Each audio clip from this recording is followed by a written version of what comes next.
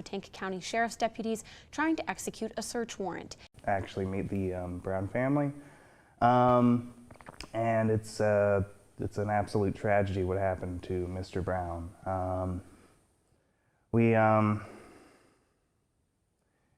He's another in a long string of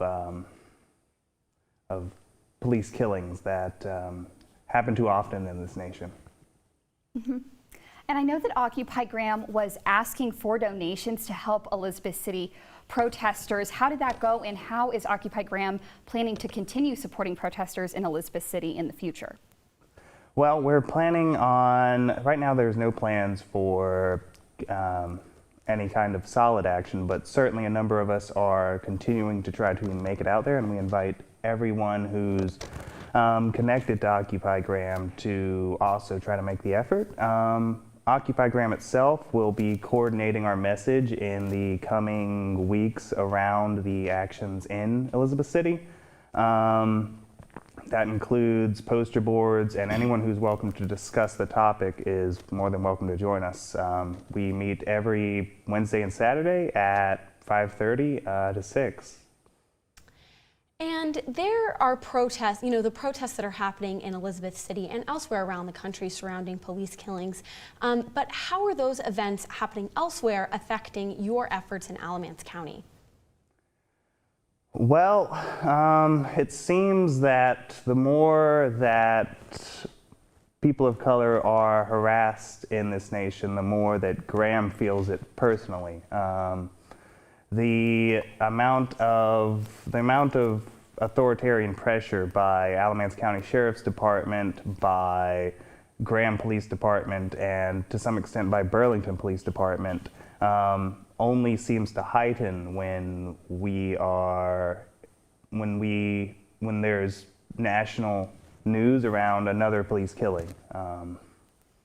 And Graham, as we have seen before, has been very affected by these authoritarian practices. Yeah.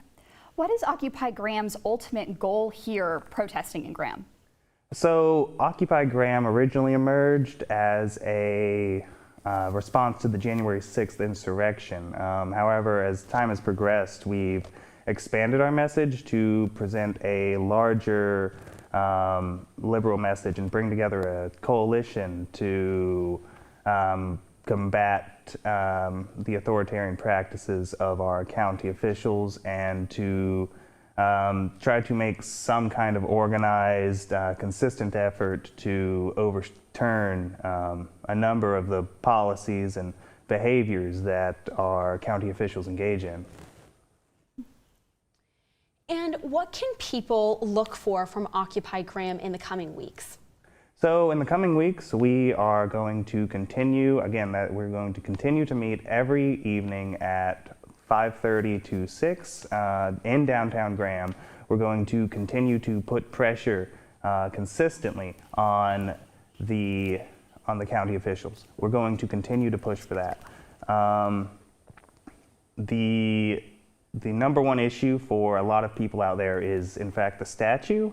The Confederate statue that was erected by the United Daughters of the Confederacy is a driving force for a lot of activists in the community who feel a consistent atmosphere of hatred in downtown Graham. Well, Christopher Loy, thank you so much for joining us tonight. Yep, thank you for having me.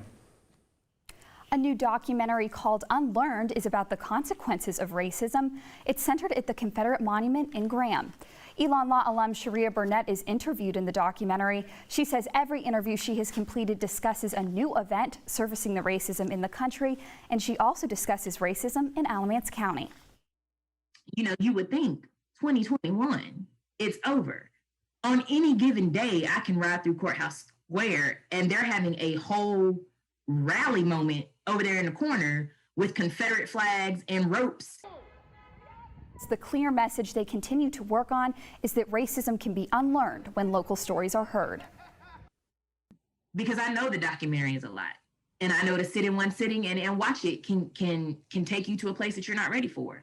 But at the end of it, there is still hope. The team plans on finishing and releasing the film by the end of 2021. With graduation only 3 weeks away, the town of Elon is already preparing for visitors. Town manager Richard Roedner says the amount of visitors shouldn't cause concern for residents. If you've got 6,200 students, if 25% of them are the graduating class, so you're probably about 1,600 seniors. I think that's right. 1,500 seniors, and if each of them has 2 or 3 people coming with them, that adds up, 4,000 or 5,000 people pretty quickly. Physical distancing and masks are required indoors and outdoors during commencement despite the new mask policy. Roedner says the lower case numbers are contributing to why ceremonies are in person. The proof, as they say, is in the pudding, and we've seen limited cases on campus this semester. We're seeing lower numbers countywide. They're pretty steady, but we're seeing much lower numbers than we were having, say, in January. Probably a third to a quarter of the number of cases we were having then. According to Roedner, the biggest concern in previous years was a lack of parking during commencement week. And this year, the town of Elon Police and campus security are working together to direct traffic and manage crowds. Commencement ceremonies for undergraduate students are scheduled for May 21st. This year, Elon SGA's Acorn Fund awarded 9 student-run businesses a total of $9,000. Our Andrew Zagari has the follow-up. Elon senior Steve Hawthorne has seen his business grow beyond what he originally imagined, all from the help of the money he received. It's really just been a crazy year, and I really wish that I had another year to really grow it here at Elon. This year, the fund awarded Hawthorne's apparel company Good to See You with $1,100, an increase from last year's $600. Hawthorne says he is excited to invest the money into areas he wasn't able to prior to receiving the funds, like a marketing program. I think some of that is going to incorporate, Google Analytics, Facebook ads. We also need to hire a graphic designer to do our next summer lines. Businesses complete an application and interview process, and SGA awards the money based on how viable and feasible their ideas are. We had a Shark Tank type pitch where we got to go and I got to pitch my idea to different people on the panel, different professors and students, and they ultimately decided a few weeks later to give me some funding. Elon senior Matthew Mitten's clothing company Climate Change Apparel was awarded $2,000 this year and says he looks forward to expanding his presence as well. I can invest in more sustainable products. I can buy things that I didn't have enough profits for before, but I was hoping to do, and so now it kind of gives me a little cushion, a little leeway to experiment, invest in the business, grow it further, and I'm really excited about that. As graduation approaches for both Hawthorne and Mitten, they're thinking about their future business plans after leaving Elon. I would love to bring on an Elon student as a partner or something to maybe work with the company once I graduate, but I also plan on continuing to run it myself. Andrew Zagari, Elon Local News. Both businesses will be at the Marketplace Under the Oaks event in downtown Elon this Friday, May 7th from 5 to 8. And coming up, women's lacrosse is headed to the CAA tournament. Plus, coffee sales are going up heading into finals week. He shouldn't eat this entire bowl of nachos, but tonight he's earned that right because a few hours ago in the middle of happy hour, he recognized a sign, not from the gods or a bolt of lightning, but from a double heart, a kissy face, and a fourth ha in ha ha ha.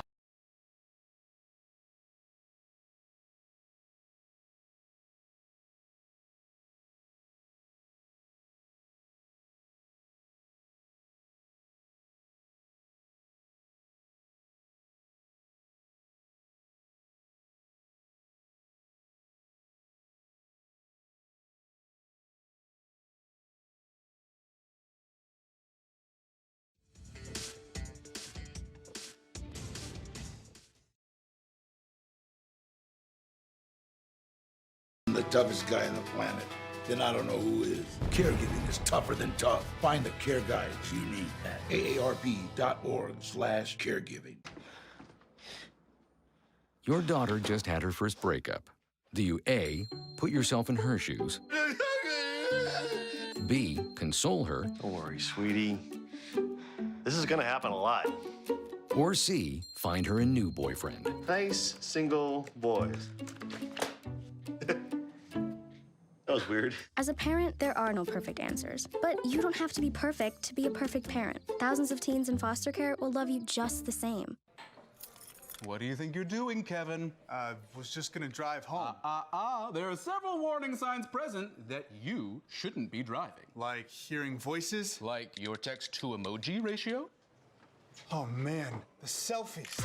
Selfie, nailed it. We all have warning signs that let us know that we're probably not okay to drive. Mine is pretending to be your subconscious. Craig, come on man, let's split a ride home. Bye-bye. Hi. Hoping for a crisp breeze to help keep you alert. Oh, he took a sip of water too. That'll probably help. You were probably going to turn down the radio too, so you could focus, right? Probably okay isn't okay. Right? If you see a warning sign, stop and call a cab, a car, or a friend. I think the water line is what really drove it home. I blew on him. You're watching Elon Local News. Elon University Physical Plant is launching an apprenticeship program to fill needed critical skill trades within the department. Director of Building Trades at the Physical Plant, Tim Dangler, says they are starting this apprenticeship to train workers for the future. We look at our workforce and it's aging fast, and that's kind of industry-wide. In the licensed trades, it's people who are older, usually white males. So we looked at how can we prepare for the future, because eventually these people will retire. Each apprentice will be trained by a seasoned worker, and it will be self-paced. The university will also be providing classes at a community college or technical school. Dangler says the department is aiming to hire underrepresented groups. So the people who make the least amount are usually our most diverse people. So we want to be able to create a atmosphere of inclusion and equity. So being able to bring some of those people up through education. Dangler says they are accepting applications for the apprenticeship program for a carpenter and a locksmith on the Elon Human Resources website.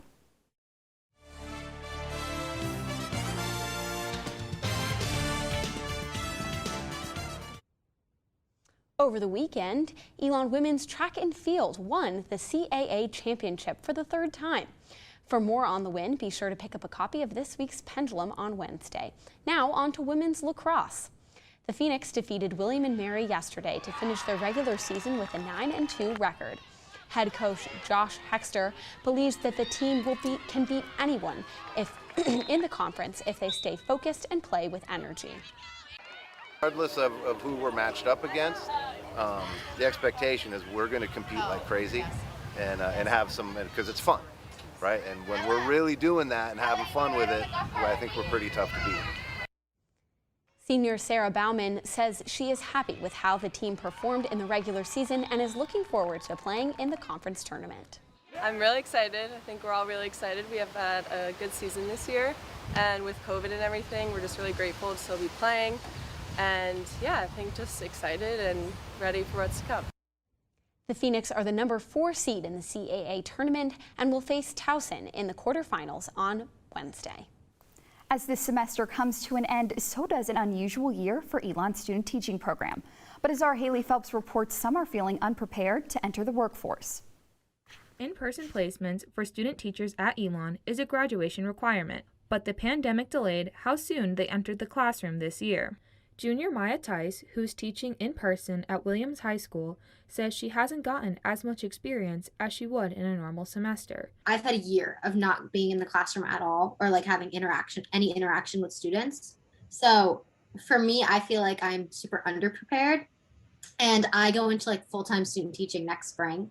So I'm really anxious in terms of like being a full-time teacher because I've only had 2 placements. Sophomore Amanda Westel says she does feel prepared even though she missed out on in-person student teaching, and the virtual experience was helpful. Almost an advantage of sorts from the people that graduated last year in the spring. They weren't prepared for virtual learning at all, and at least I've gotten to see it. And if this is something that I'm going to have to do in the future, I've at least taken classes where we've had to incorporate it into our curriculum. Sophomore Abby Sarancino says she's fortunate to have an in-person placement. She also feels ready after working in a hybrid environment. Flexibility and kind of going with what's being thrown at you is also going to be a part of teaching, whether it's a global pandemic that's coming at you or something a lot smaller scale. Haley Phelps, Elon Local News. The Alamance Burlington school system held a meeting in April to revisit in-person learning, but it did not pass, and hybrid learning will continue for the rest of the semester. Today started off with some rain, which later turned into sun and humidity. I'll let you know if this trend is here to stay after the break.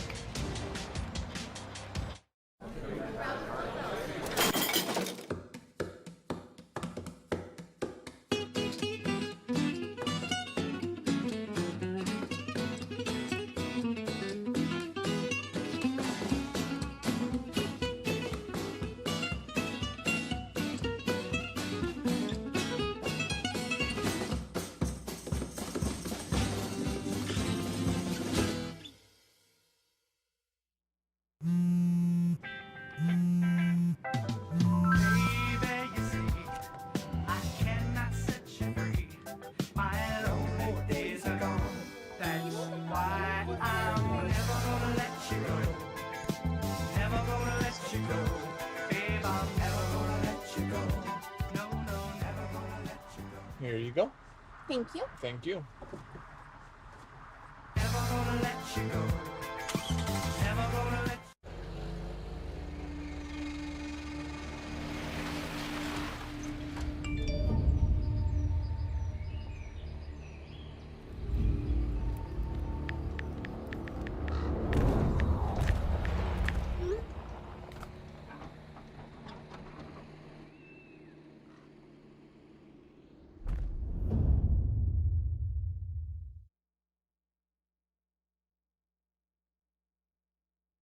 See on page 4 that the projections need to be blood next Thursday? Seriously? Thursday? Can't do that. This is really inconvenient. I have yoga that day. I have no time for this. So. I can't do Thursday, but I can do Friday. Disasters don't plan ahead.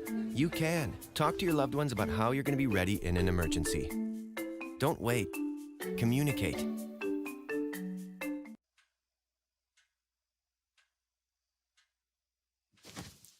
Awkward. I'm the awkward silence. You try to avoid me, then there I am again. But an awkward silence can be a great thing. Like Kelly here is about to demonstrate. You haven't really been yourself lately. Are you okay? Find out how you can help a friend with their mental health at seizetheawkward.org.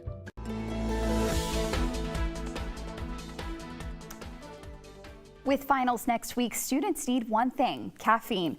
Specifically, coffee. Owner of the Oak House, Phil Smith, says while he doesn't know the exact amount coffee sales go up, they definitely go up during finals week. I mean, you can walk around and see that all the tables and chairs are full, and there's usually a line to the door, out the door. So it's just, you feel it.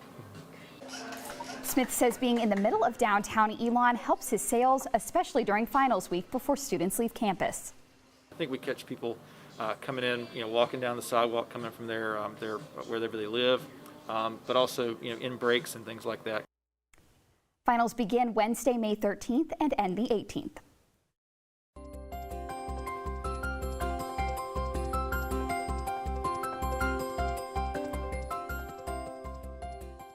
Joining us now to look at the weather ahead is our Jenna Manderlioli, who is live on Citrone Plaza with your Phoenix 5-day forecast.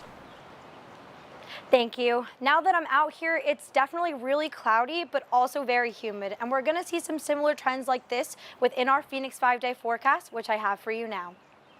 Tomorrow and Wednesday, we're gonna see some really hot temperatures and a lot of sun, but with potential for scattered thunderstorms and rain, pretty similar to today. On Thursday and Friday, this unpredictable weather is gonna settle down a little bit, and we're just gonna see some partly cloudy weather dipping into the low 70s. On Saturday, we'll see temperatures rise and that sun emerge a little bit more, going into the mid 70s. So definitely prepare for a very sunny, but also slightly rainy week here at Elon. Maeve, Margaret, back to you in the studio. Jenna Manderlioli live on Citrone Plaza for us this evening. Thank you. What was once an after-school activity for one Elon senior is now a passion project for low-income students in Burlington. I talked with her to learn more about the program she's created and her partnership with the community. Go, keep going, run. It's not homework teaching these kids life lessons. And what was your favorite part? Getting them to turn their back feet. Instead, it's Elon senior Katie Zink and her first love, horses. I think they become better communicators, honestly, because, horses communicate with like nonverbal language, and so you're not talking to somebody, but your body language matters, like how you carry yourself matters. Zink started the program in partnership with the Positive Attitude Youth Center in Burlington and Joyride Equestrian in Pittsboro last fall. She says it's something she always wanted to do. I get such joy seeing the faces of the kids when they can be around the horses, and especially those who have never been around horses or who may have like this deep passion that they never knew about. The program runs every Thursday night after school for 5 weeks, and Zink's already running her 3rd session. They maybe approach the horses a little timidly the first week, and then maybe like a little too forcefully the second week, but by the 3rd week, they kind of understand like how to nicely walk up to a horse. Joyride Equestrian instructor El Kimsey says the process is rewarding. So I've always wanted to do something that gave back to the community, and so when Katie approached me about this specific idea of partnering with this foundation, it was an easy yes. And she says the kids leave with more self-confidence. This past winter, Zink and Kimsey raised over $5,000 to keep the program free for students. I just love Alamance County, and I really just want to be involved in the future of Alamance County, which is honestly these kids. And as her graduation nears, Zink says she'll do everything she can to continue the program, even if it means not being there in person. And you can pick up a copy of this week's Pendulum to read more about the program. And still to come, Marriage Pack results are in. One student is taking the pack name literally.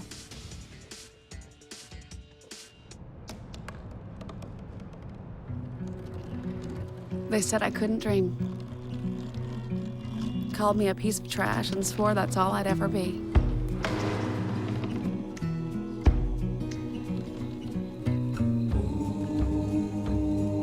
Said a bottle couldn't see the ocean.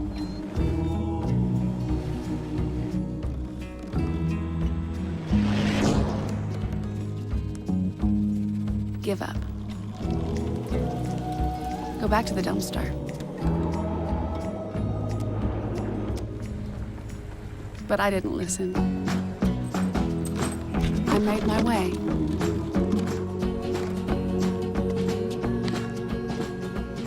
And now, I am what I've always wanted to be.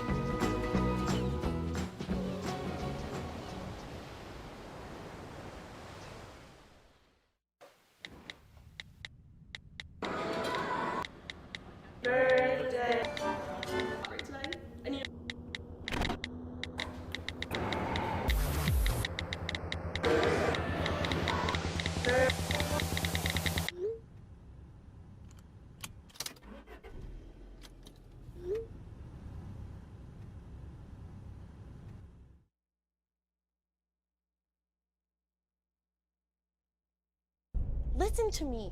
I am captain of the track team. And if I'm late, She doesn't really think she's going to get out of here, does she? be nice. She's new. Hello, is anyone there? Ugh! Wow. Even from our standards, you look awful. Oh, sweetie, what happened? Me? My friend Becky got to talk to this super cute boy, and I tried to act like I wasn't jealous, but I so totally was. And then out of nowhere, this concrete barrier just popped up. Maybe it was a semi. You mean you were driving? Yeah. I mean, I know the whole eyes on the road thing, but this was a super important text. Maybe you have to know, Becky. Texting? Great. But it was only like 5 seconds, and I'm a really, really fast texter, so it wasn't even a big deal. Actually, has she texted me back yet? Wow, I get like no bars in this place. I wonder if they have Wi-Fi here.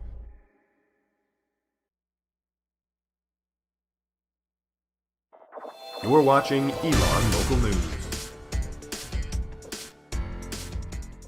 The Elon Marriage Pact is a questionnaire that was sent out to students to help them find their most compatible match on campus. And the results are in. Our Chloe Franklin has more. Elon Jr., Emily Sledge, took the marriage pact literally. Before filling out the online form, Sledge was planning to throw a fake wedding as a date. But once the form came out, she was set on having her match in her wedding. So my plan was to like actually invite my marriage pact person to the wedding, because I thought that that would have been so funny, like a hilarious story. And so whenever he didn't respond to my email, I was like, oh darn. Even though her match was unsuccessful, Sledge still held a fake wedding with the guy she met on the dating app Bumble. She invited her friends to be a part of the ceremony. And so like I had somebody playing like the father of the bride. One of my friends was my mother-in-law who does not approve of the marriage. We had an ex show up to the wedding uninvited. And some students didn't take the pact to heart, but still enjoyed the results. Elon's sophomore, Andrea Coyne, thought she'd match with another girl, but was surprised to receive someone of the opposite gender. Yeah, I think it was so funny. I think it was super silly, and yeah, I liked it. Elon Jr., Edward Hill, says students wanted different things out of the pact. You know, because they actually like want to find like a real connection, but they end up like getting matched with someone who was just taking it either, you know, just for fun or just to see who they get. Coyne thinks it is too soon to tell if the form will change the dating scene at Elon, since there was not a very prominent one to begin with. So I didn't know if there was much of one before, and I think it's too soon to know if this had any significant results or outcomes. Chloe Franklin, Elon Local News.